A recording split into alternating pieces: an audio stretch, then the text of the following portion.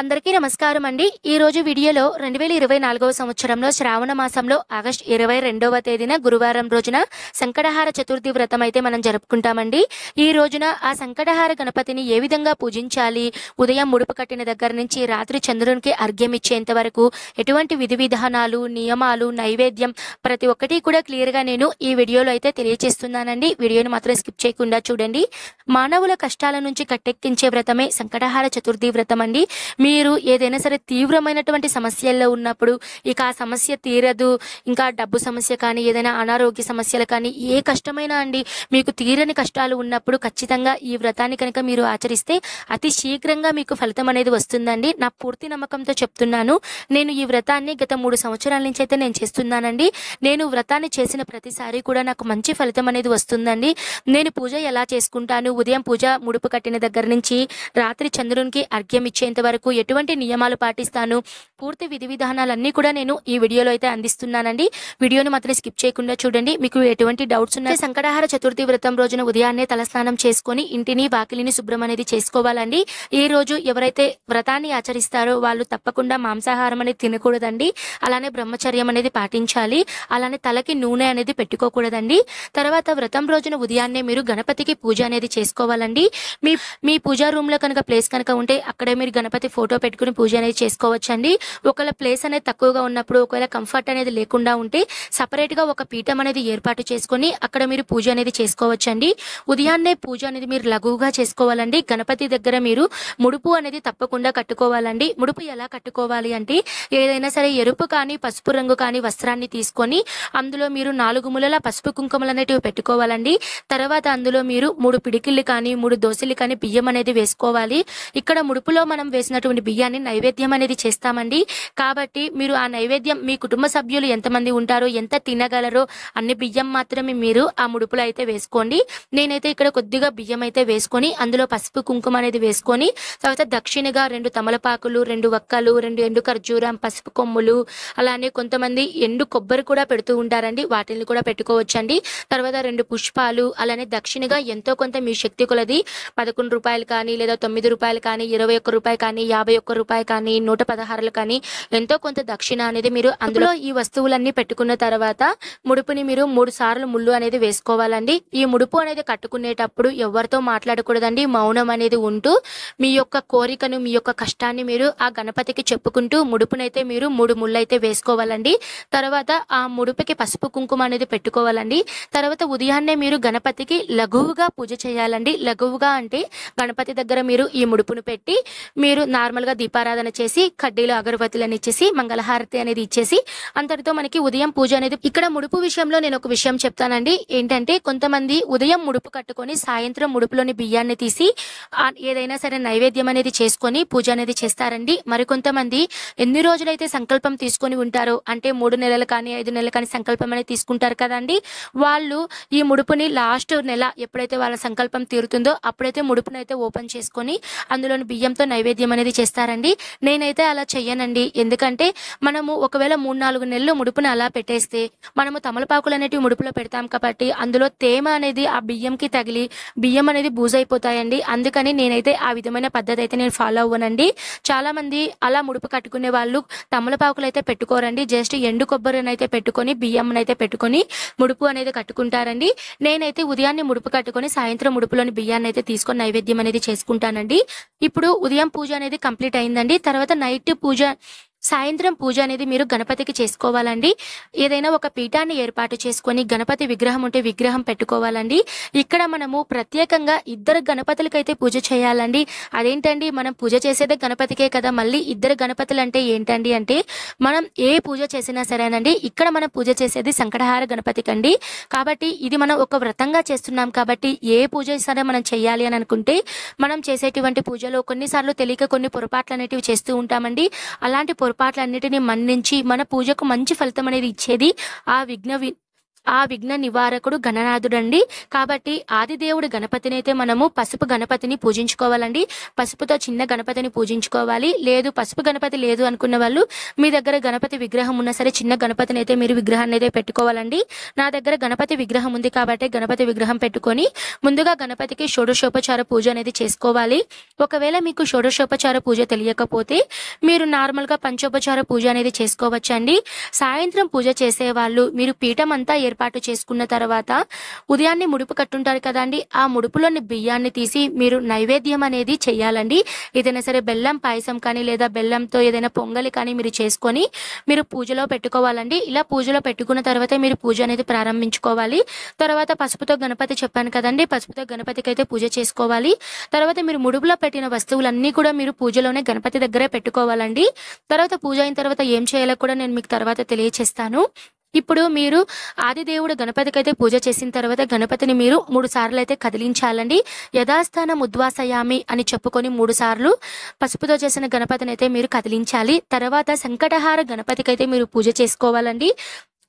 మీరు గణపతి ఫోటో ఉంటే ఫోటో కానీ లేదా మీరు సపరేట్గా ఏదైనా గణపతి విగ్రహం ఉన్నా కూడా మీరు సంకటహార గణపతిగా మీరు ఆవాహించి పూజ అనేది చేసుకోవాలండి. గణపతికి మీరు ధూప దీప నైవేద్యాలను అర్ఘ్యపాద్యాలను అన్నిటినీ సమర్పించాలి. మీ కనుక షోడశోపచార మంత్రాలు తెలిస్తే మీరు పఠించుకోవచ్చండి. లేదు అనుకున్న వాళ్ళు గణపతికి మీరు సంకటహార గణపతి అష్టోత్తరాలు అనేటివి ఉంటాయండి. ఒకవేళ మీకు ఎవరికైనా సరే ఈ వ్రతం పుస్తకం అనేది దొరకకపోతే ఆల్మోస్ట్ ఇప్పుడు ఉన్నటువంటి పూజా షాప్స్లో అందరికీ కూడా సంకటహార గణపతి యొక్క పూజా పుస్తకం అనేది దొరుకుతుందండి. కేవలం 15 రూపాయలు 20 రూపాయలు పెడితే మనకి పుస్తకం అనేది వచ్చేస్తుంది. ఒకవేళ పుస్తకం తెలియని వాళ్ళకి నేను ఒక అప్లికేషన్ చెప్తానండి, స్తోత్రనిధి అనే ఒక అప్లికేషన్ చెప్తాను. ఈ అప్లికేషన్ మీరు ఇన్స్టాల్ చేసుకొని అందులో మీకు ఎటువంటి వ్రతం కానీ పూజలు కానీ నోములు కానీ అష్టోత్తరాలు కానీ శ్లోకాలు కానీ ప్రతి మంత్రాలు కూడా మీకు అందులో అయితే ఉంటుందండి. అన్ని లాంగ్వేజెస్లో కూడా మనకి ఈ స్తోత్రనిధి అప్లికేషన్లు అయితే ఉంటాయండి.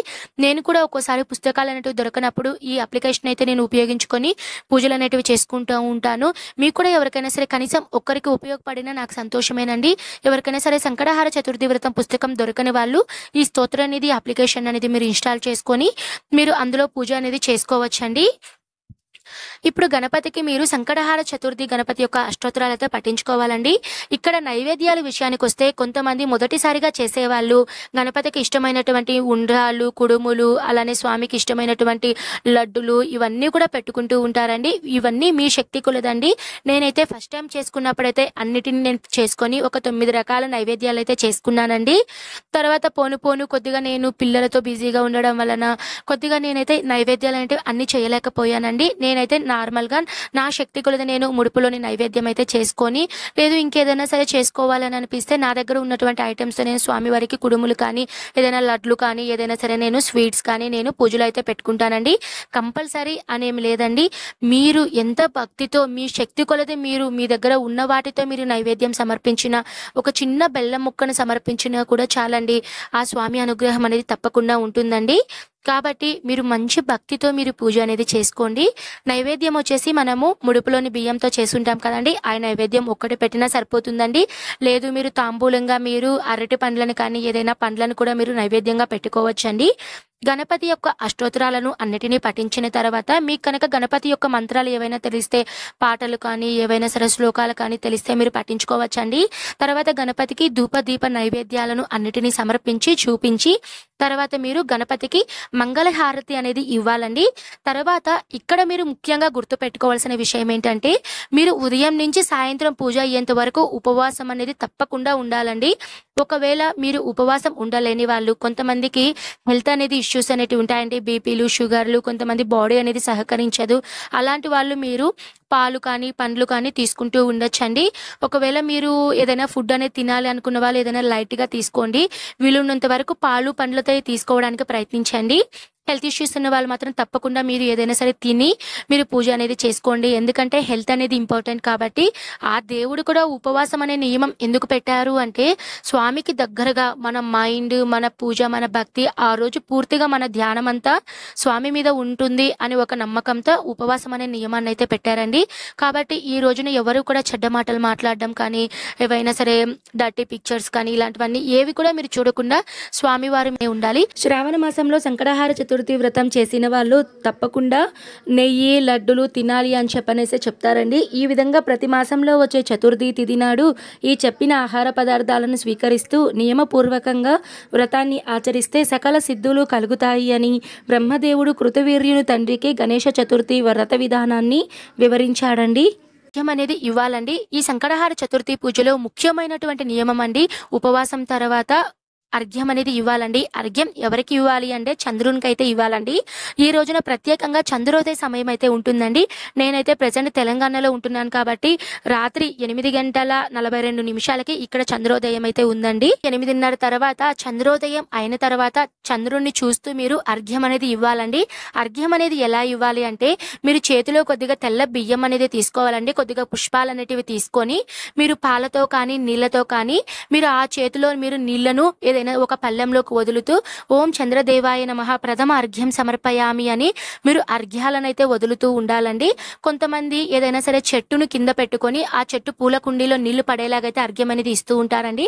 చాలా మందికి ఒక సందేహం, చంద్రుడు ఆ టైంకి వచ్చేసరికి మేము అంతసేపు ఉపవాసం ఉండలేమండి, మేము తొందరగా అర్ఘ్యం అనేది ఇవ్వచ్చా అని. మరి కొంతమంది మా ఏరియాలో వర్షం పడుతుందండి, చంద్రుడు మాకు కనిపించట్లేదు, మేము అర్ఘ్యం అనేది ఎలా ఇవ్వాలి అని చాలా మందికి ఒక సందేహం అనేది ఉంటుందండి.